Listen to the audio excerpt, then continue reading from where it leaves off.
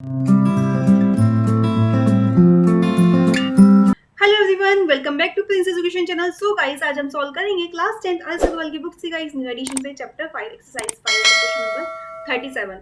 बहुत ही important question है, interesting भी है, राइट। सो आइए क्वेश्चन नंबर 37 सॉल्व करते हैं। क्वेश्चन नंबर 37 में गिवन क्या है? 17th term of AP is 5 more than twice its 8th term.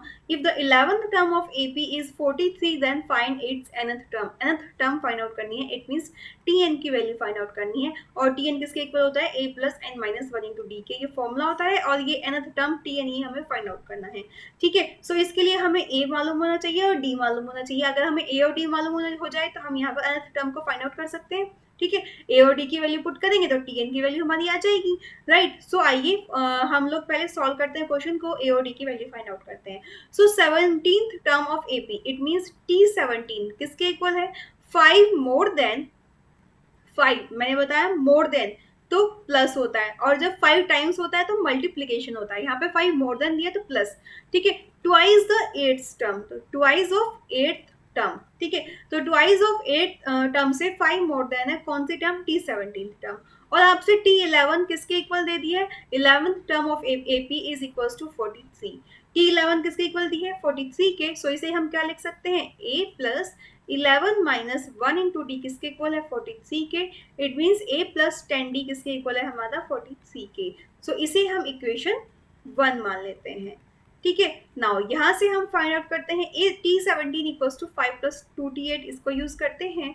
तो T17 equals to 5 plus 2 into T8, right. T8 की वैल्यू नाउ पुट कीजिए।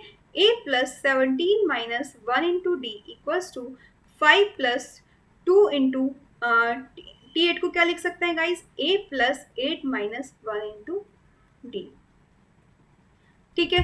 नाउ आगे क्वेश्चन को सॉल्व करेंगे।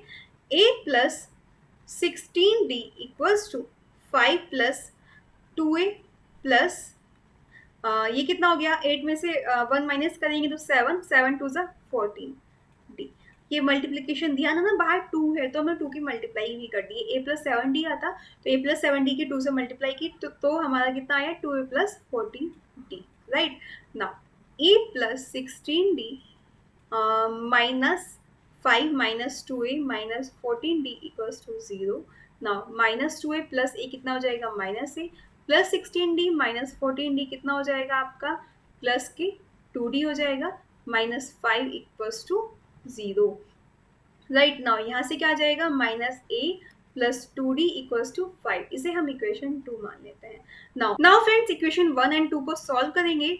a प्लस, ठीक है, a प्लस 10d या फिर minus a plus 2d equals to 5 लिखिए, and a plus 10d equals to कितना हो जाएगा हमारा? 43 हो जाएगा, ठीक है। दोनों इक्वेशन को हम क्या कर देते हैं? सब्ट्रैक्ट भी कर सकते हैं, लेकिन गाइज अगर हम सब्ट्रैक्ट करते हैं तो दोनों हमारा क्या आ जाएगा? a और d की टर्म में वैल्यू आएगी। आप देखते हैं यहाँ पर a और दोनों a की जो वैल्यू की जो साइन है वो कैसे है? डिफरेंट है। तो हम इन दोनों को ऐड कर देते हैं, ठीक है। एडिंग